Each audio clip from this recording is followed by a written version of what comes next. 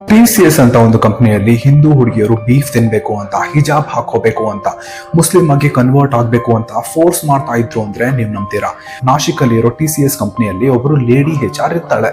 ಬರೀ ಹಿಂದೂ ಹುಡುಗಿಯರನ್ನ ರೆಕ್ರೂಟ್ ಮಾಡ್ಕೊಂಡು ಈ ಹುಡುಗಿಯರನ್ನ ಮುಸ್ಲಿಂ ಟೀಮ್ ಲೀಡರ್ಸ್ ಟೀಮ್ಗೆ ಆಡ್ ಮಾಡ್ತಾ ಇದ್ರು. ಅವರು ಅಂದ್ರೆ ಈ ಟೀಮ್ ಲೀಡರ್ಗಳು ಸ್ಲೋ ಆಗಿ ಈ ಹುಡುಗಿಯರ ಟ್ರಸ್ಟ್ ಬಿಲ್ಡ್ ಮಾಡ್ಕೊಂಡು ಹಿಂದೂ ಹುಡುಗಿಯರ ಹತ್ರ ಕ್ಲೋಸ್ ಆಗ್ತಾ ಇದ್ರು. ಆಫೀಸಲ್ಲಿ ಟೀಮ್ ಸ್ಪಿರಿಟ್ ರಿಫ್ರೆಶ್ಮೆಂಟ್ ಹೆಸರಲ್ಲಿ outings, weekend trips, private parties ಅಂತ ಹೇಳಿ ಈ ರೀತಿ ಪ್ಲಾನ್ ಮಾಡಿ ಹುಡುಗಿಯರನ್ನ ಟ್ರ್ಯಾಪ್ ಮಾಡ್ತಾ ಇದ್ರು. ಆ ಪಾರ್ಟಿ ಟೈಮಲ್ಲಿ ಸೆಕ್ಸುಯಲಿ ಅಬ್ಯೂಸ್ ಮಾಡಿದಾರ ಅನ್ನೋ ನ್ಯೂಸ್ ಸಹ ಇದೆ.